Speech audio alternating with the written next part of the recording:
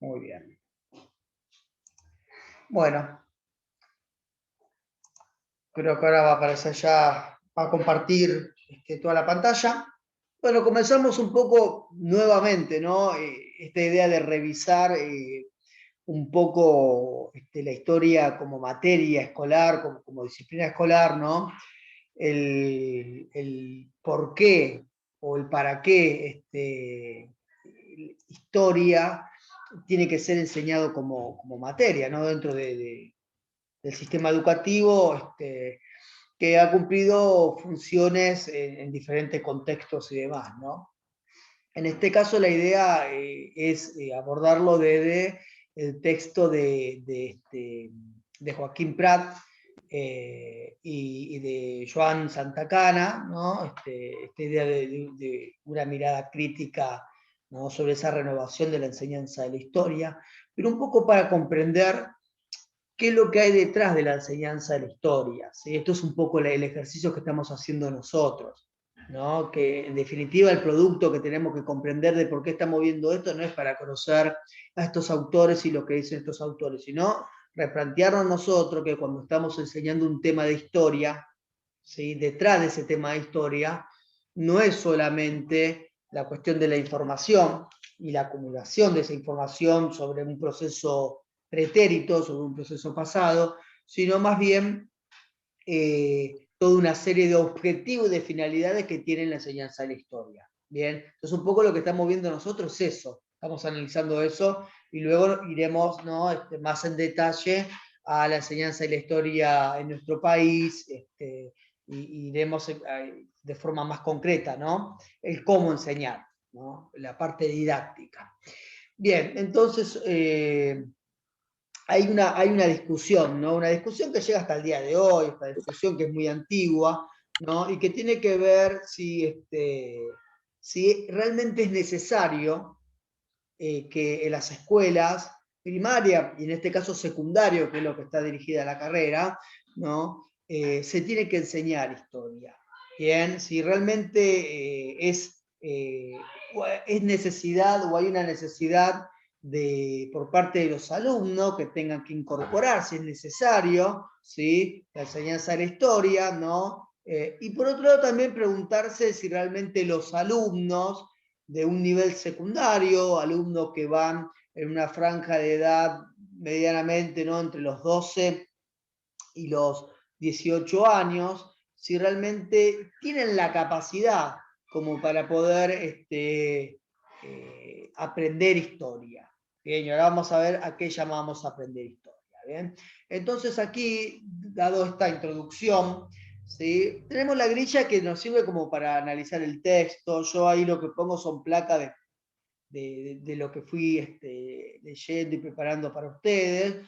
Y a quien le haya tocado como voluntario o voluntaria, comenta si se puede, si quiere seguir esta placa o si quiere, pudo haber sacado otra conclusión y demás. ¿No? La primera consigna decía algo así, según estos autores, ¿no? Si es conveniente que exista la historia como materia, ¿no? Y por qué, ¿no? El por qué en el caso de que sí. ¿No? Y Marcelo, que está por allí, me Sí, parece. sí, a mí me tocó Bien, la 1. Bueno, primero perfecto. pedirle disculpas, profe, porque no sé qué pasó con el Classroom. En un momento salí, no sé si toqué yo o qué pasó, No, pero quédate así tranqui. que No, capaz que habrás tocado algo y saliste. Yo no te sí, tenía, no te seguramente. tenía en el coso, pero no te hagas problema, no es ningún problema. ¿No? Sí, a mí me tocó la 1 y es prácticamente lo que usted puso ahí, pero le leo lo que yo pude Sí, sacar, me pareció interesante del texto. Primero, resaltar que los autores dicen que las necesidades formativas de los alumnos constituyen un componente válido en el proyecto de la educación, basándose no solo en la acumulación de información, sino en el desarrollo de las capacidades de niños y adolescentes, que es un poco perfecto, lo que dice ahí. perfecto. Eh, Ahí Eso sería de cómo, sí. Eso ahí para hay mí algo sería de muy cómo. importante, hay algo muy importante que destacaste, que destacan los autores y que vos destacaste, ¿no? Que tiene que ver justamente que es, más allá de esa acumulación, en realidad la finalidad de la enseñanza de la historia no está en la acumulación de información, ¿sí? Claro. Sino justamente en ese desarrollo de las capacidades de los niños y los adolescentes, ¿no? Esto es muy importante, porque quizás antes el tema de por qué enseñar historia tenía que ver con la formación del ciudadano, y la formación del ciudadano requería, más que del ciudadano, del ser nacional, ¿no? Y la formación del ser nacional consistía en que incorpore una serie de datos con fechas patrias, con nombre de próceres, con nombre de batalla, ¿no? Y era simplemente una acumulación de información que jugaba a la memoria. En cambio aquí, como bien apuntó Marcelo, aquí estaría subrayada la necesidad de la enseñanza de la historia, es que a partir de la enseñanza de la historia permitiría desarrollar determinadas capacidades a los niños o a los adolescentes, en el caso del secundario, ¿no? Que adquieran esa materia. Perfecto, muy bien. Sí, y también dice que los contenidos de historia son útiles a medida que los alumnos puedan manipularlo, o sea, teniendo en cuenta el grado de desarrollo cognitivo, que eso es a Bien, lo que usted está apuntando. bien. Y después, ¿para qué? O sea, ¿por qué habría que enseñar historia? Dice que en la sociedad contemporánea la historia tiene un papel muy importante. Es como más, Herodoto decía que es más que una maestra de la vida, la Sí. historia, y que forma intelectual y socialmente a las personas, sería, o al niño. Bien, bien. Este, De eso no va a hablar Mauro, de lo que tenemos bueno, ahí, pero está muy ya bien. está bien, me Está muy bien lo expandí un que. poco más. No, no, está bien, Está bien, pero bueno, es que es como que no se despegan demasiado la grilla, sí, ¿no? claro, claro, sí, sí. Pero está muy bien lo que planteaste. Quiero destacar esto otro, ¿no? El tema de la utilidad de la historia que mencionaste vos, que diga Sí, que sí. tiene que ser susceptible de manipulación de los alumnos es lo siguiente. Cuando enseñamos historia, es decir, un proceso histórico pretérito, ¿no? Algo que sucedió en el pasado, los chicos que estudian ese proceso lo tienen que poder manipular. Y acá viene todo un tema, porque obviamente la historia es algo abstracto. ¿Sí? Nosotros no enseñamos ciencias naturales que podemos traer y hacer el experimento ahí de un determinado tema, ¿se comprende? No podemos traer el pasado, salvo que sea un pasado reciente, no salvo que estemos en sexto año y que estemos enseñando última dictadura militar, y obviamente podemos traer personas para que cuenten su testimonio y demás. Pero yéndonos más atrás en el tiempo, ¿no? Sin embargo, más allá de lo abstracto que es la historia y la historia como materia y para los chicos, acá claramente es necesario que la historia, o para que la historia sea una materia necesaria, esa historia tiene que ser manipulable por los alumnos, ¿no? Que ahora vamos a ver a qué llamamos que lo pueda manipular. Bien, y para justamente que sea manipulable para los alumnos, viene lo que también señaló Marcelo, que tiene que ver con lo que tiene que tener en cuenta el docente, ¿no? Yo como docente, para enseñar un tema de historia, tengo que tener en cuenta, entre otras cosas, primero el desarrollo cognitivo. Acá no estamos enmarcando lo que es la psicología educacional, ¿no? Es decir, la etapa de edad en la cual se encuentra ese niño para enseñar determinado tema y demás, ¿no? Y también la selección de contenido y el enfoque didáctico. Explico esto porque la idea justamente es que además de resaltar lo que dicen los autores, es explicarlo, ¿no? Porque si no caemos en una memorización. Bien, entonces, ¿cómo explicaríamos esto? Bueno, tengamos en cuenta, por ejemplo, primer año. Bien, en primer año nosotros enseñamos ciencias sociales para chicos que tienen 11, 12 o 13 años. ¿Sí? Capaz que son chicos de 11 que van a cumplir 12 ese año. Entonces, el contenido a nosotros ya nos bajan, porque los contenidos, ¿sí?, del diseño curricular son prescriptivos, quiere decir que yo tengo que enseñar eso y no otro tema, no es que elijo, sí tengo que elegir dentro por la cantidad de contenidos que hay, pero elijo entre esos contenidos. Ahora bien, el enfoque didáctico está claro que es muy diferente si yo voy a enseñarle a un chico de primer año que si yo voy a enseñarle a un chico de tercer año, que si yo voy a enseñarle a un chico de sexto año, que si yo voy a enseñar en adultos, por ejemplo. ¿Sí? Doy un ejemplo de contenido y de enfoque didáctico. Es muy diferente si yo voy a enseñar como tema, por ejemplo, el origen de la vida, es uno de los temas que aparece en el diseño de ciencias sociales, para primer año, para chicos de 11 o 12 años. Está claro que yo no puedo darle un texto completo, no sé, el origen de las especies de Darwin, ¿sí?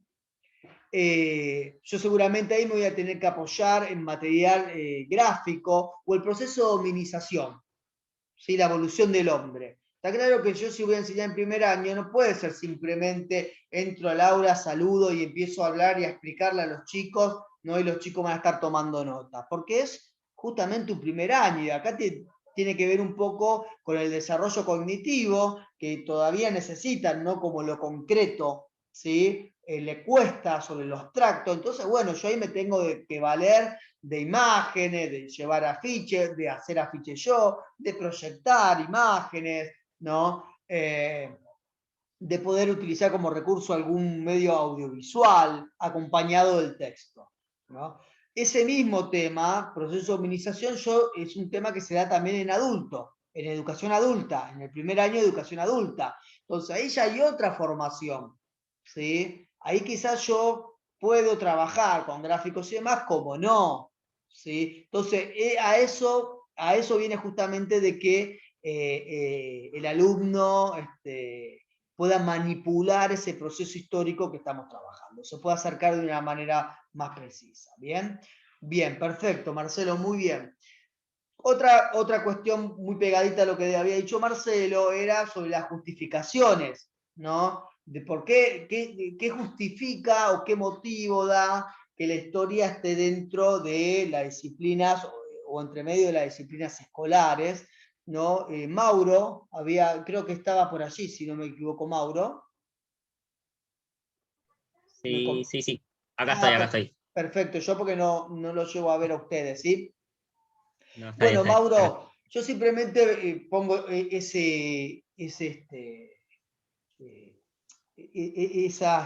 esa placa, ¿no? Pero comentarnos, leernos, cuáles serían las finalidades, ¿no? Educativas de la historia según estos autores.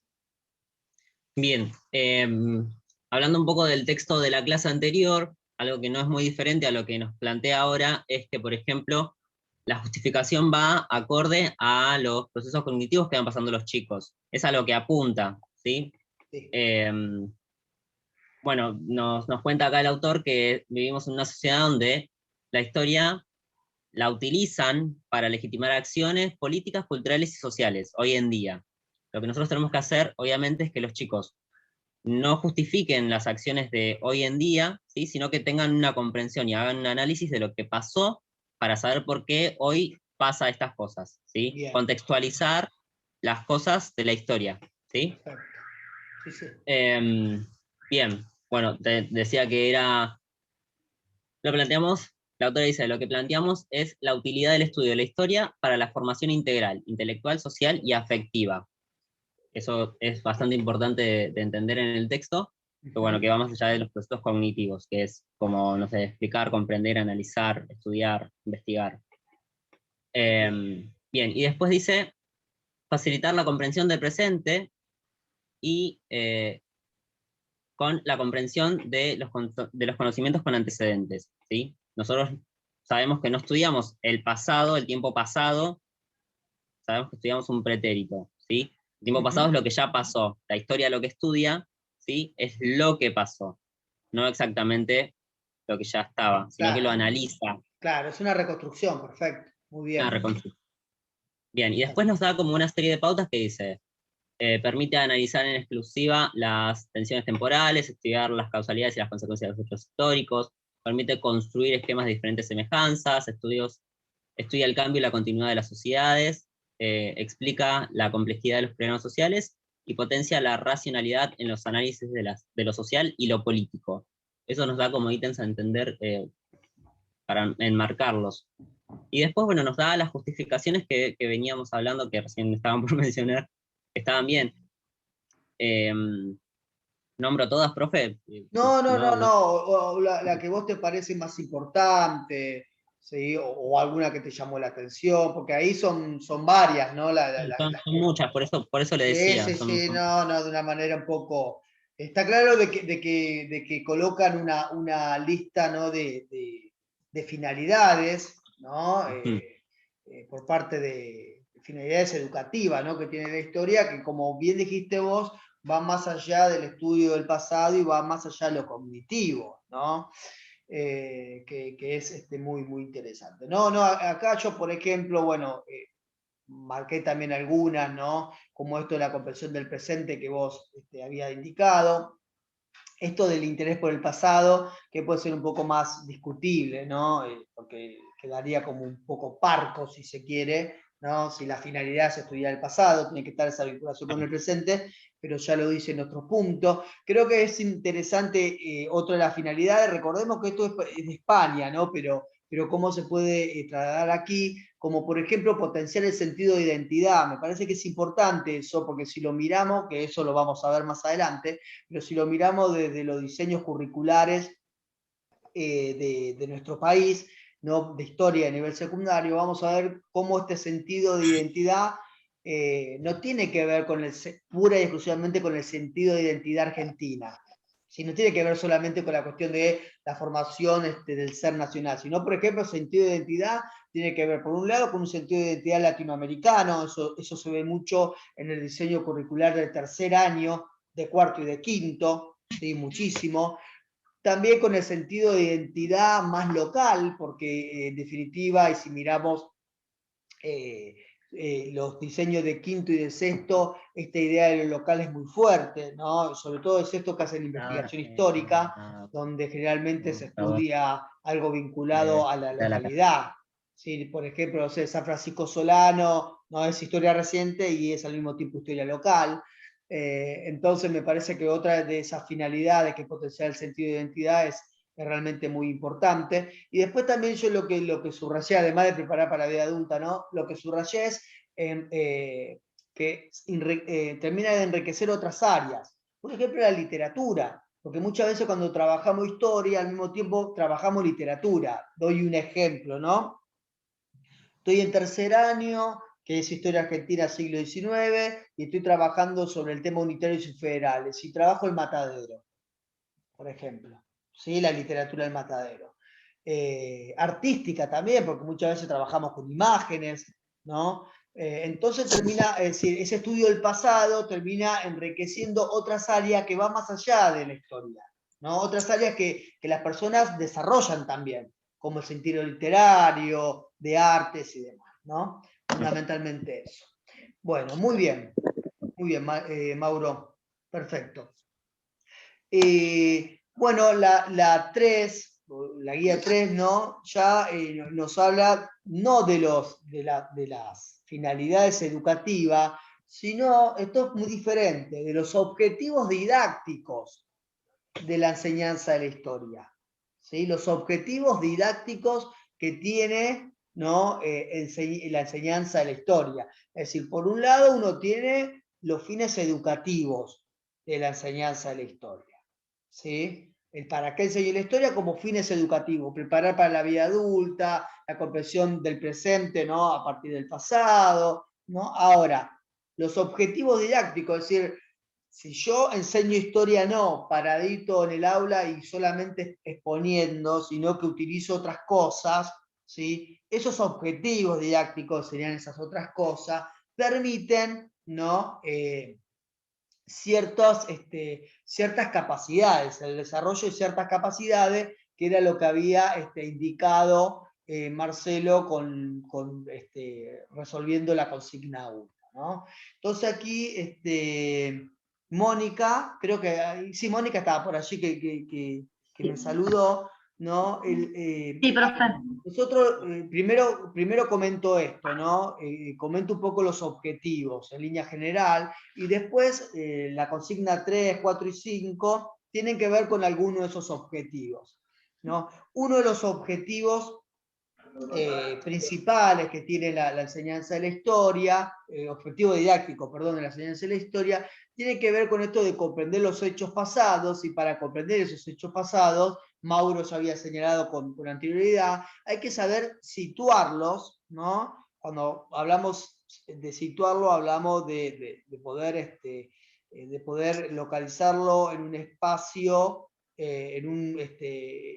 localizarlo espacial y temporalmente, ¿no? Y de esta manera poder contextualizarlo, ¿sí? Esto es fundamental, el contextualizar ese proceso histórico o esos hechos históricos que yo estoy analizando. Eso es uno de los objetivos didácticos, ¿sí?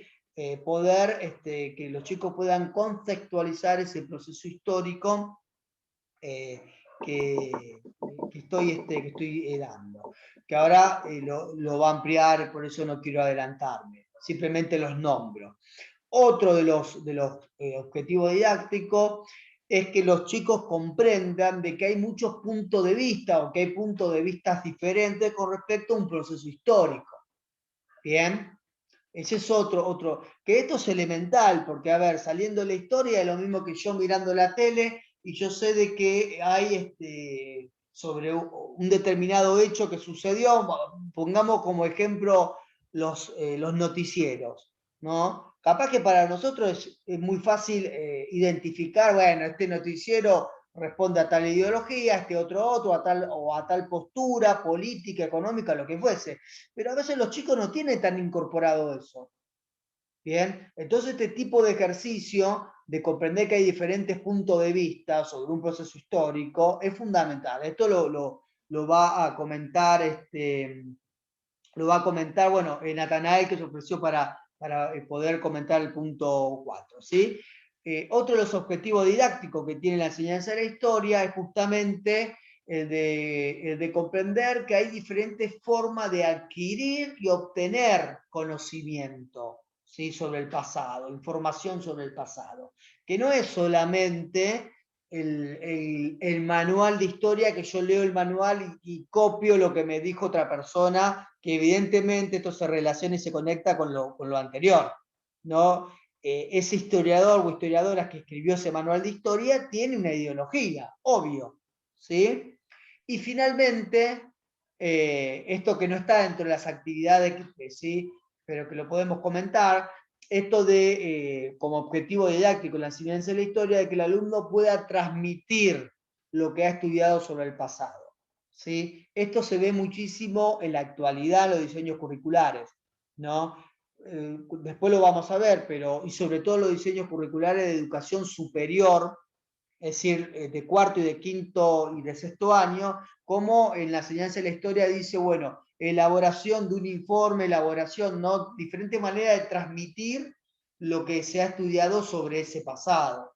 Bien, bueno, ahora retomando esto, Mónica nos va a charlar un poquitito, uno de los objetivos de la enseñanza, un objetivo didáctico en la enseñanza de la historia, es justamente esto de saber situar los hechos históricos en su contexto, ¿no? ¿En qué consiste este objetivo? Nos va a comentar Mónica, un poquito nos va a leer o comentar. Mónica, todo tuyo. Bueno, yo puse que consiste en que los alumnos sepan reconocer acuerdos temporales, que van, por una forma de decir, desde el antes de y del después de. Es decir, que es necesario saber ubicar acontecimientos en una secuencia temporal utilizando un orden cronológico adecuado mediante el uso de líneas u otras representaciones gráficas, como por ejemplo. También que las acciones ocurridas en el tiempo nunca pueden explicarse de forma aislada, ya que los alumnos deberían saber demostrar que las acciones tienen consecuencias. Se es consciente de una serie de cambios en un periodo de tiempo, ya que se deben contextualizar históricamente los hechos, considerando los rasgos y las formaciones sociales. Muy bien, perfecto, perfecto. Después puse también que es posible contextualizar el pasado sin comprender que los acontecimientos históricos tienen más de una causa y diversas consecuencias, que hay que saber situarlas con un orden de importancia para enseñar a la historia, digamos, ¿no? Muy bien, perfecto. Entonces hablamos de contextualizar los hechos históricos, es primero localizarlo temporal y espacialmente. Eso es para no cometer lo que se conoce como anacronismo, ¿sí? A ver, para nosotros puede ser sencillo, pero para los chicos no. Pensemos en niños y niñas de primer año, ¿sí? Que tienen temas como, por ejemplo, prehistoria. Ellos tranquilamente se les puede cruzar de que los dinosaurios convivieron con los primeros hombres, ¿no? Con los homínidos, con los primeros homínidos, no sé, con el Homo habilis o con el primero que sería el Australopithecus, ¿no? Y cuando en realidad no convivieron en lo absoluto. Se comprende esos tipos desde esos anacronismos hasta lo que fuese, ¿sí? Entonces es fundamental la contextualización, ¿bien? Está claro que esa contextualización lo que nos lleva a que, como muy bien señaló Mónica, un proceso histórico o un hecho histórico, ¿no? Viene a raíz de varias causas, no de una sola causa, ¿sí? Yo cuando le explico esto a los chicos, porque esto se lo trato de explicar a los chicos del secundario, siempre doy el mismo ejemplo, que es el de la película Curioso caso de Benjamin Button, ¿puede ser? Del hombre que nace viejo y que termina, ¿no? Bueno, no sé si la vieron a la película, ¿sí? Pero hay una partecita de la película que dura nada, que dura un minuto, creo, que es cuando cuenta cómo tiene el accidente la mujer de él. La mujer de él que enseña ballet, ¿no? Tiene una escuela de ballet para niñas y tiene un accidente que le termina de jorobar la vida porque no puede enseñar más. Entonces, ahí hace todo muy breve, en un muy breve momento, como que marca la historia de ella, ¿no? Y lo que se demora ella para terminar de salir, que un padre no viene a buscar a una de las nenas y se demora un poco, que va y creo que se le rompe uno de los cordones o qué sé yo, que decide pegarse un duchazo antes de salir, todo eso. Y la otra historia es como una mujer que se había peleado tiene que hacer un regalo que había comprado, una mujer que había comprado una joya, va y va para retirar la joya, ¿no? Ya la había comprado, pero va otro día para retirar la joya, pierde un taxi, se toma otro taxi, ¿no? Y llega, y cuando llega al negocio, la chica que atiende se había peleado con su novio y se había olvidado de empaquetar y tarda para empaquetarlo. Bueno, como diferentes motivos terminan que el taxi donde va esta mujer con ese regalo termina chocando a ella que sale de la escuela, ¿no? Y así uno puede imaginar, ¿no? Cuando uno, cualquiera de las cosas que uno vive, ¿no? Es una sumatoria de causas, ¿no? Obviamente que ahí es algo mucho más reducido el ejemplo, pero está claro de que son una cantidad de causas que desembocan en un proceso histórico y que tiene al mismo tiempo una cantidad de consecuencias, ¿sí? Y esto lo que permite, ese proceso, es identificar cambios y permanencias. ¿Sí? Cuando nosotros analizamos Revolución de Mayo podemos sacar cambios y permanencia. Cuando nosotros analizamos Revolución Francesa, proceso de hominización, ¿no? Doy un ejemplo de esto. ¿Sí? Si yo quiero trabajar, por ejemplo, Revolución de Mayo, y esto es un breve fragmento simplemente, ¿no? Podemos ver cómo se interrelaciona una gran cantidad de causas que desembocan en la Revolución de Mayo, ¿no? Y esto es algo breve, ¿eh? Esto se podría extender, ¿no? La primera línea en la de arriba son los acontecimientos más próximos a 1810 de Europa y los otros de América, ¿no? Batalla, por ejemplo, la batalla del Trafalgar de 1805, donde las flotas francesa y española pierden, ¿no? Batalla naval, pierden contra la escuadra británica, ¿no? Napoleón Bonaparte inmediatamente decide hacer un bloqueo napoleónico, ¿no? Que no permite que ingresen los barcos ingleses para el continente europeo, y eso hace de que España, que había perdido junto con Francia, no logre tener un mayor control en las costas de sus colonias americanas, ¿no? Y al mismo tiempo los ingleses que no podían desembarcar sus mercaderías, sus productos, en Europa deciden invadir lo que es el Río de la Plata. Las invasiones inglesas de 1806-1807 se vincula con esto, como Francia, la Francia napoleónica decide invadir Portugal, porque Portugal le terminaba a ayudar a los ingleses, eran los aliados de los ingleses. Cuando está pasando por España, que son los aliados, el aliado de Francia, ¿no? Napoleón decide directamente tomar España, obliga a que renuncie, a que abdique Carlos IV y termina encarcelando a Carlos IV y a su hijo Fernando VII. La noticia del rey en prisión llegan para América, ¿no? Ahí hay todo una revuelta y demás, con el virrey Cisneros, ¿no? Cómo Napoleón en Europa y en España decide poner a su hermano como nuevo rey, José I, ¿no? Que obviamente que los españoles no los aceptan y se forman la Junta de Sevilla, una junta que nombra al rey en nombre del rey Fernando VII, y cómo cuando llega la noticia de que la Junta de Sevilla cae, derrotada por la fuerza francesa, como aquí se pone en cuestión primero la autoridad del virrey, que es el representante del rey, pero ahora el rey no está, y cómo se decide tomar, ¿no? el mismo formato en Europa y se forman juntas, ¿no? La primera junta, que gobierna en nombre de Fernando VII, porque no era la independencia, la Revolución de Mayo no era la independencia, pero sí es el primer paso, ¿no? Pero que toman el modelo y que terminan formando una primera junta, ¿no? que gobierna en nombre del rey.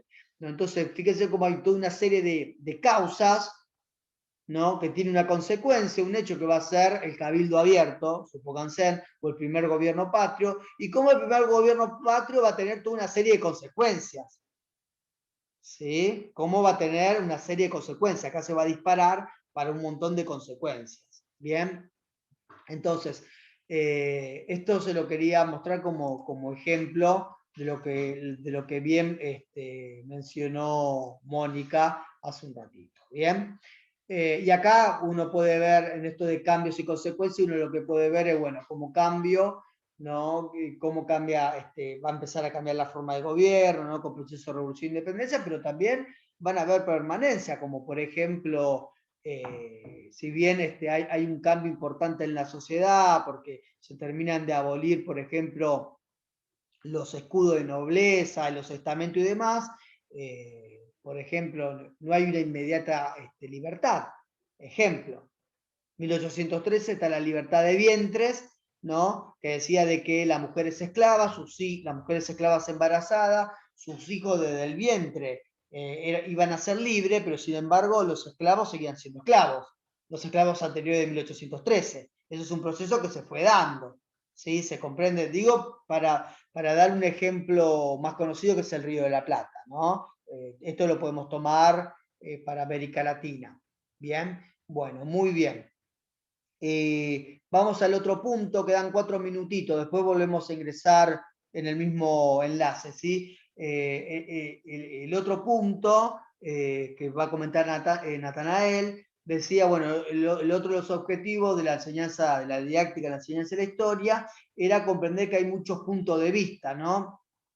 ¿En qué consistía este objetivo, Natanael? ¿Querés comentarnos un poco? Sí, profe, yo lo que puse que dice, podemos decir que consiste que los alumnos deberían ser capaces de racionar ante textos sobre el pasado y poder comentar acerca de él, que lleguen a reconocer que puede haber más de una versión sobre un acontecimiento histórico e identificar las distintas versiones existentes de un acontecimiento también, que las descripciones del pasado a menudo son diferentes, por razones igualmente válidas en una versión o en otra. Por eso los alumnos deberían ser capaces de evaluar las interpretaciones históricas en función incluso de su distorsión, así como comentar los problemas que surgen cuando uno intenta hacer una historia objetiva.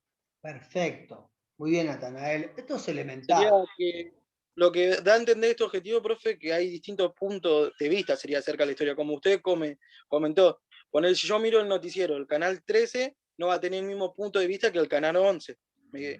Sí, o yo te diría que es 5N, ¿no? Porque son Sí, dos sí. mundos.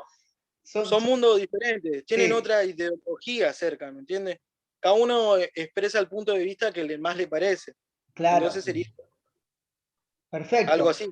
Perfecto, está genial. Acá, fundamentalmente, esta idea de que tanto los historiadores, lo que reconstruyen el pasado, como los actores sociales que viven ese pasado, tienen intenciones, ¿sí? Y esas intenciones, digamos, tienden a afectar, ¿no? A influenciar la interpretación. Si yo voy a enseñar el rosismo, y yo no puedo enseñar una sola versión de Rosas, ¿sí? Si yo voy a enseñar, vuelvo sobre este punto, si yo voy a enseñar sobre la Revolución de Mayo, y acá conviene, y acá estamos hablando de los actores sociales, no de los historiadores, acá conviene poner, por ejemplo, las discusiones que pensaba un peninsular y un criollo, ¿sí? Porque acá no es la independencia. O acá también creo que estaría bueno para tratar de ver, bueno, cuál es la mirada de la población negra sobre el cabildo abierto, porque, a ver, que nos vendan en los cuentos infantiles de que la población estaba, la negra que vendía la mazamorra caliente y que se acercaba, digamos, al cabildo, que qué sé yo, no, acá había gente que era completamente indiferente porque sentía que la suerte no iba a cambiar para ellos, ¿no? Entonces, esto de poner 2 o 3 miradas sobre el proceso histórico que están estudiando los chicos es bueno y es una posibilidad que tenemos para que ellos mismos saquen sus conclusiones, ¿no? Le hago una consulta. Sí, Jorge. Buenas noches, o un comentario, que también el alumno tiene que discernir y interpretar en qué concepto y en qué tipo de pensamiento tenían las personas en esa época, porque a lo mejor hace 100 años algo que era natural para las personas, hoy nos parece que es algo horrible o muy malo, y capaz que era algo muy natural Claro. en ese Ahora vamos a momento. volver sobre ese punto porque se va a cortar en cualquier momento, pero es muy interesante lo que estás planteando, ¿no? Ese contexto y la postura de las personas en ese contexto, ¿sí? Algo que puede parecer en la actualidad muy malo, en el contexto no lo era. Sí, sí, sin ninguna duda. Por eso acá, ¿no? El tema de la época, el lugar, ¿no? De esos actores sociales. Sí, inclusive, no sé, si tomamos a Sarmiento como ejemplo, ¿no? Lo que pensamos